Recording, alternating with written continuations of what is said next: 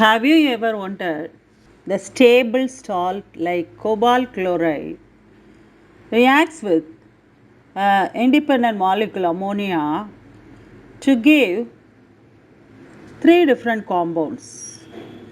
Cobalt 3 chloride 6 molecules of ammonia, cobalt 3 chloride with 5 molecules of ammonia, cobalt 3 chloride with 4 molecules of ammonia. The first compound, cobalt 3 chloride with 6 molecules of ammonia, is yellow in color. Cobalt 3 chloride with 5 molecules of ammonia is purple in color. Cobalt 3 chloride with 4 molecules of ammonia is green in color. All these compounds having entirely new properties. Alfred Werner, a Swiss chemist, after studying properties of various complex compounds, and he put forward a theory called Werner's theory. This theory explained the formation of complex compounds. This theory becomes the coordination theory of complex compounds. It is also known as Werner's theory. This Werner's theory consists of some of the postulates. The first postulate says like this: the coordination complex consists of two types of valency. That is, the first valency is called as what? Primary valency, and the second valency is called as what? Secondary valency. Here in this module, red color ball is denoted with the letter M, that is a central metal ion, and there are 6 green color balls denoted by the letter L. So this green color balls represents the secondary valency. See, while writing this primary valency, the ligands that are linked by dotted lines are called as primary valency. That is, the 3 purple color ligands are there, no? These 3 purple color ligands are representing the primary valency of the central metal atom or central metal ion. The ligands that are linked by thick lines denotes the secondary valency. There are 6 green color ligands are there. They are linked with the central metal atom with the help of a thick line. Some of the ligands, they satisfy both the primary and secondary valencies. So these ligands are linked with the central metal ion with the help of dotted line as well as a thick line. The ligands that satisfy the primary valency and secondary valency exhibits dual character. The second postulate is the primary valency is ionizable, that is nothing but the number of charge of the central metal atom. The primary valency is nothing but the charge of the complex ion. Charge of the complex ion. The primary valencies are ionizable and they are corresponds to the number of charges on the complex ion. See, you can see this primary valency is ionizes, that is, it dissociates from the central metal ion. The primary valency may be negative ions or neutral molecules. Some of the negative ions like chloride, bromide, nitrate, sulfate, these ions can also be satisfy the primary valency of a central metal ion. See, in the simple salts, barium chloride, here chloride acts as a primary valency, it is a negative ion. Carbonate is acting as a primary valency. Sulfate is acting as a primary valency. So the primary valency is nothing but the coordination number of the coordination entity is called as what? Primary valency. Hexamine cobalt 3 plus. Here 3 plus is the coordination number of hexamine cobalt. This 3 plus is satisfied by 3Cl minus ion. So outside the sphere we could see there are Cl3 ions. Old terminology It is called as primary valency, but the new terminology, this primary valency is called as oxidation number. Primary valency is called as oxidation number.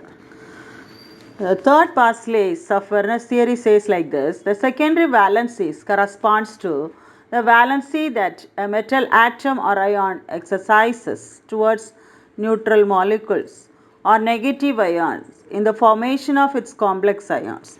So here the secondary valency is nothing but what? The ligands, number of ligands which are bonded to the central metal ion with the help of strong line or thick line. See, secondary valency is nothing but coordination number. How many ligands are satisfying the secondary valency here? Look at this. There are 6 ligands, they satisfy the secondary valency. See, the secondary valency of some of the metal ion is given here, cobalt 3 plus. The secondary valency or coordination number is 6. Cobalt 3 plus, the secondary valency is 6. Platinum 3 plus, secondary valency is 6. Iron 3 plus, the secondary valency is 6. Nickel 2 plus, the secondary valency is 4. Copper 2 plus, the secondary valency is 4. Platinum 2 plus, the secondary valency is 4.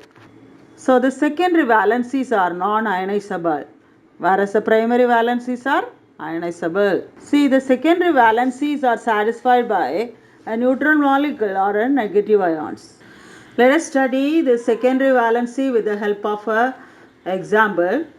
Here, cobalt 3 chloride with 6 molecules of ammonia is given. Here, the primary valency is satisfied by 3Cl minus ion. You can see this 3Cl minus ions are linked with the central metal cobalt with a dotted line. The secondary valency is satisfied by 6 ammonia molecules. So these ammonia molecules are linked with the central metal ion with the help of a bold line. So for this complex, the primary valency is 3 and the secondary valency is 6. So fourth postulate of Werner's theory, secondary valencies are directional in nature, and so a complex has a particular shape. Why the coordination complex has a particular shape? Because the secondary valencies are directional in nature. See, we could see some of the coordination polyhedron here. See, the number and the position of the ligands in space determines the coordination or shape of the molecule. See, the first molecule has octahedral structure. The second one is tetrahedral in shape. The third one is square planar in shape.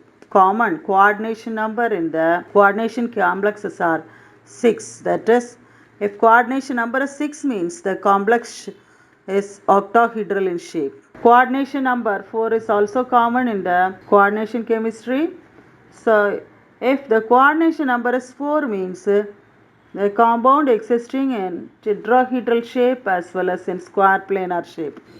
The square planar complexes also exhibit two types of isomerism. There is cis and trans. Cis means same molecules are present at the adjacent side of the central metal ion, whereas trans means same molecules occupying the diagonal position of the central metal ion of a square planar complex. So to distinguish two types of valencies in the transition metal complexes, we can denote the secondary valency in the square bracket. The first complex, hexamine cobalt 3 chloride. Here, hexamine, 6 amines are placed closer by cobalt. That indicates the secondary valency of cobalt. The next example, hexacyanidopherrate, potassium hexacyanidopherrate. 6 cyanide ligands are closely linked by iron. So that indicates the iron's secondary valency that is satisfied by 6 cyanide ligands. Secondary valencies which is enclosed in the square bracket is non-ionizable. The postulates of Werner's theory is experimental.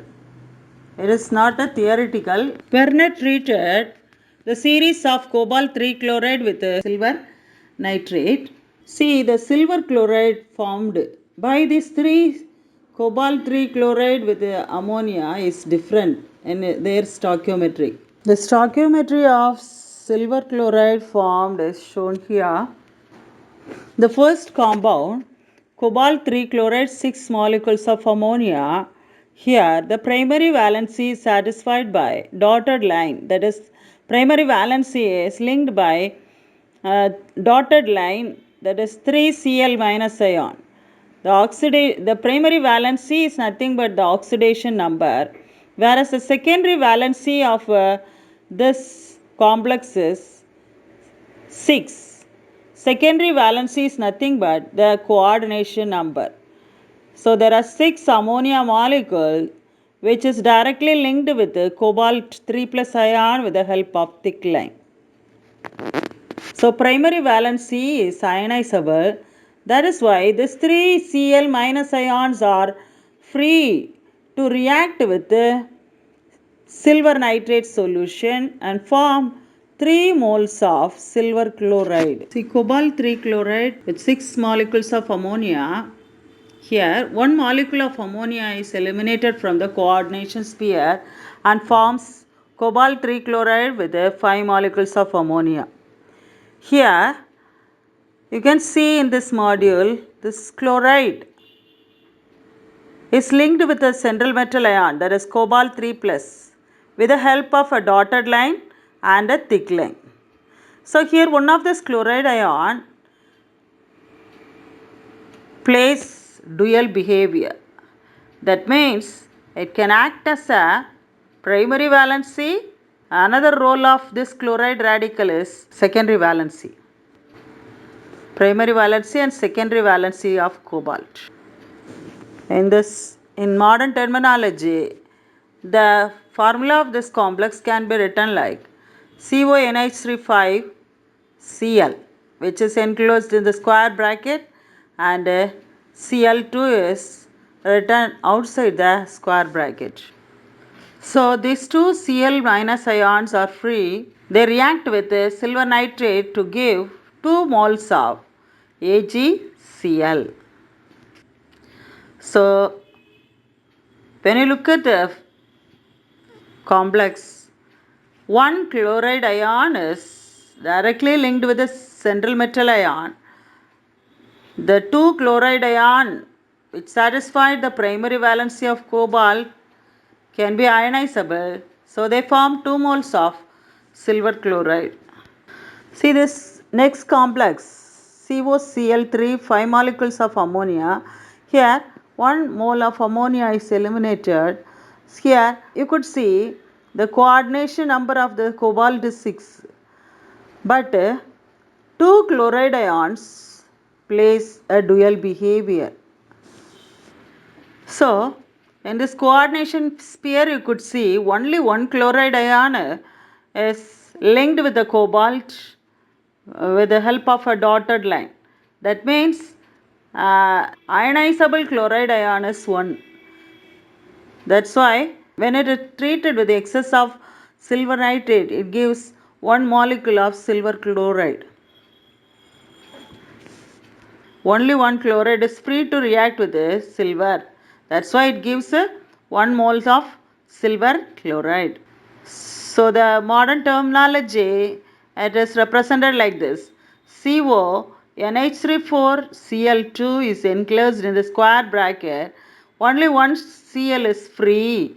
That is written outside the square bracket. This Cl which is outside the square bracket only reacts with the silver nitrate to form a molecule of silver chloride. So the structure of the complex is written like this. 1 Cl is written outside the sphere. 2 chlorides plays a dual behavior in this complex. Of course, Werner's theory explains the behavior of coordination complexes, but it suffers with some of the drawbacks. Werner's theory does not explain why certain elements forms coordination compounds. The second one is does not explain why the bonds in coordination compounds have directional properties. Third drawback is it does not explain the color and the magnetic and optical properties of complexes.